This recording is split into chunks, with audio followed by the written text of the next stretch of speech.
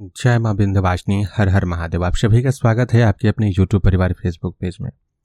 कई बार हम अपने आसपास, अपने परिवार या अपने रिश्तेदार में जब किसी को बहुत अधिक परेशान देखते हैं और मूल कारण तक पहुंचते हैं तो यह पता चलता है कि उनके ऊपर में इस्लामिक विद्या का प्रयोग किया गया है। कई सारे ऐसे व्यक्ति हैं जो आकर के कमेंट करते हैं कि भैया इस्लाम में तंत्र ही नहीं होता। मुझे लगता है कि उनसे बड़ा बेवकूफ़ कुछ है नहीं।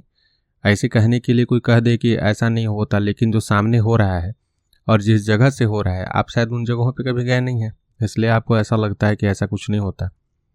तो अगर इस प्रकार की कोई विद्याओं का प्रयोग कर दिया गया है जिसके कारण आप बहुत अधिक परेशान हैं, तो उन अवस्थाओं में हम उनसे छुटकारा पाने के लिए जब तक कोई योग्य ऐसा विद्वान व्यक्ति नहीं हमें प्राप्त हो जाता, मिल जाता, जो कि इन चीज़ों को मूल से हटा दे, तब तक स्वयं भी प्रयास करके हम अपना रक्षण कर देते हैं।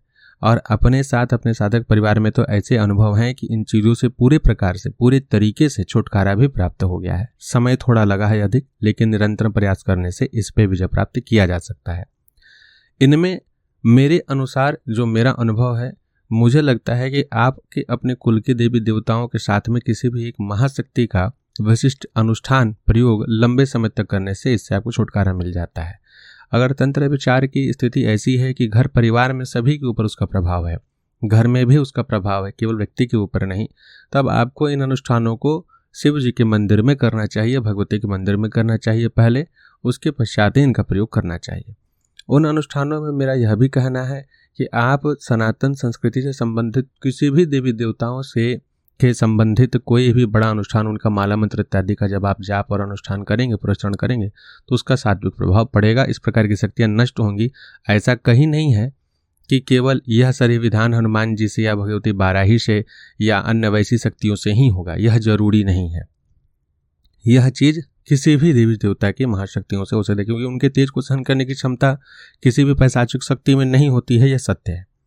जिन जिन विधि विधानों को चैनल पर पब्लिश किया गया है, जिसका अनुभव लोगों के साथ हुआ है, आज हम उन 5 विशेष विधानों के विषय में चर्चा करेंगे, ताकि जब आप ऐसी किसी परेशानी से जा रहे हो, जूझ रहे हो, तब आप इन 5 में से जो विधान आपको उचित लगे और आप कर सके, उन्हें आप कर लीजिएगा।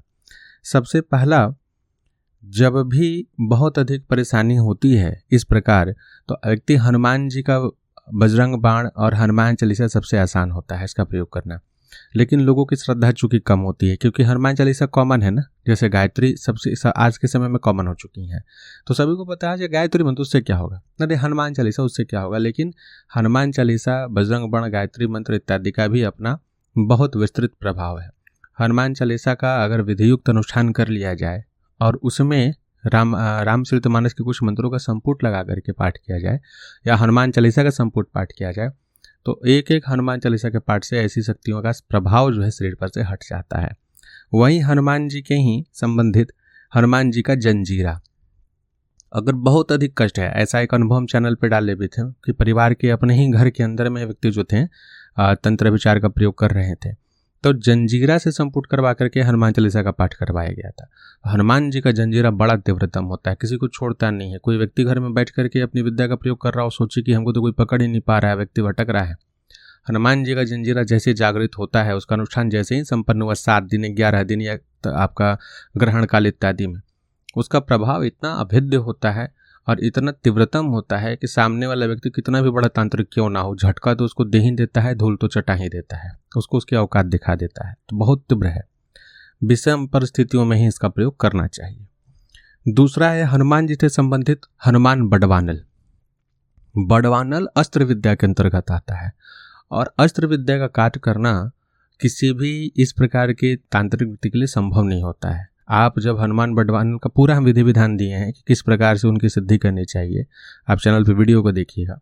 अगर उन विधानों से बड़वानल को जागृत कर लिया जाए और आप फिर उसका पाठ करें, अगर जागृत नहीं भी कर पाते हैं, प्रतिदिन रात के समय में 9 बजे नहा धो करके स्वच्छ कपड़े पहन करके बैठ करके हनुमान बड़वानल का 27 पाठ, 108 पाठ, जितना आपसे बन पड़े, सरसों तेल का दीपक, उसमें काली मिर्च डाल करके करें, हनुमान जी से प्रार्थना करें पूरे भक्ति भाव से, दीन भाव से, और भगवान श्री सीताराम जी के नाम का जाप करें।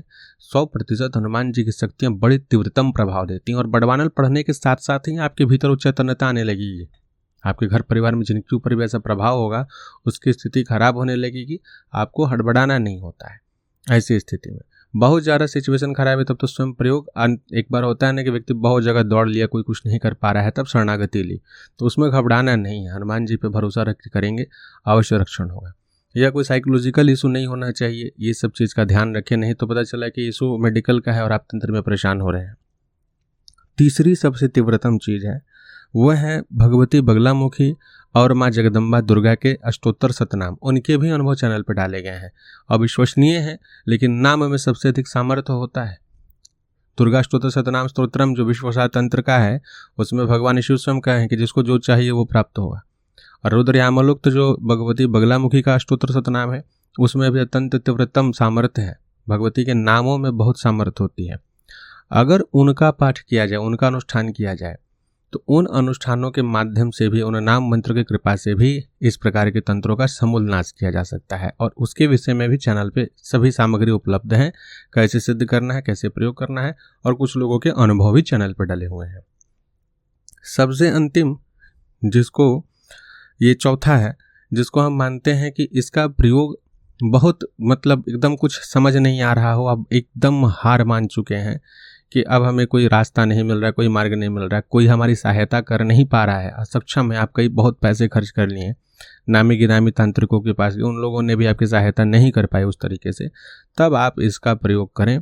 तब आप भगवान नरसिंह की शरणागति लें। और भगवान नरसिंह उग्रतम शक्तियों में आते हैं। इनका माला मंत्र, इनका कवच चाहे तो कवच करें। मेरा मतलब यह मानना है कि अगर मुस्लिम तंत्र है तो वहाँ आप माला मंत्र करें।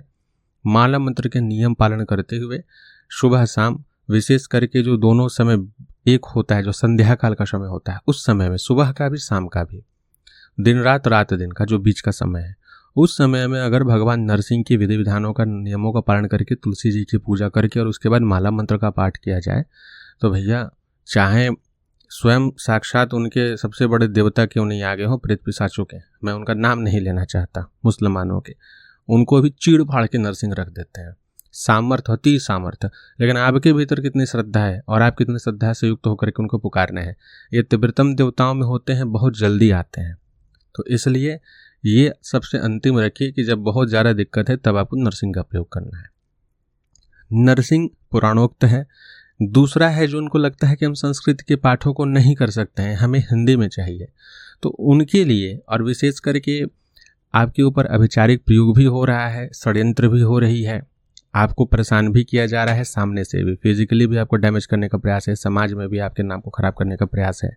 इस प्रकार की चीज़ें जब हो रही हैं और साथ में अभिचारिक प्रयोग भी बड़ी जोर शोर से चल रही हों, और इतना ज़्यादा कि आपके घर में कोई वस्तु रखी है वो गायब हो रही है, मिल रही है, आपके घर में बार बार कोई प्रवेश कर जा रहा है, रात को सोना हराम हो गया है, गला दबाना, जितनी भी चीज़ें होती हैं सब कुछ हो रहा है।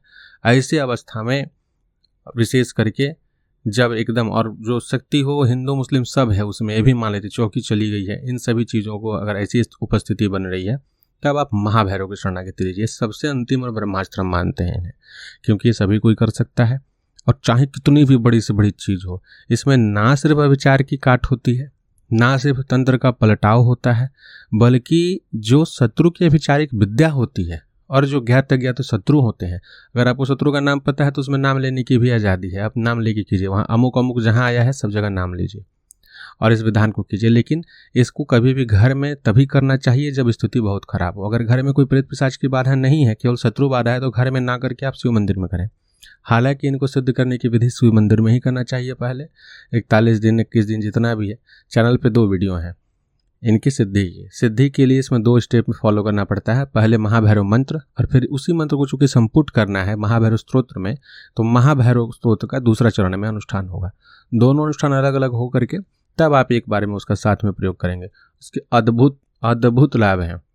इनको सिद्ध करके भी रखा जा सकता है। एक बार क्षणमात्र, मतलब कि स्मरण मात्र से ये साथ देने के लिए शक्ति आती हैं।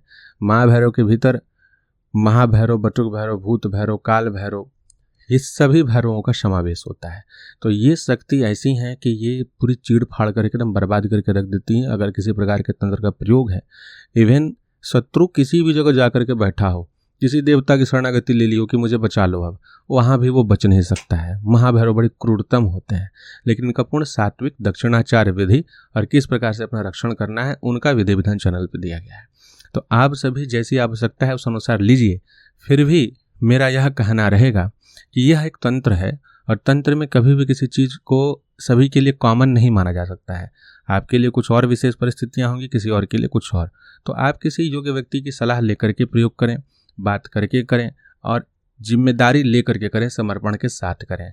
आशा है भगवती आपके अवश्य सुनेंगे, भैरव आपके अवश्य सुनेंगे और आपका रक्षण होगा।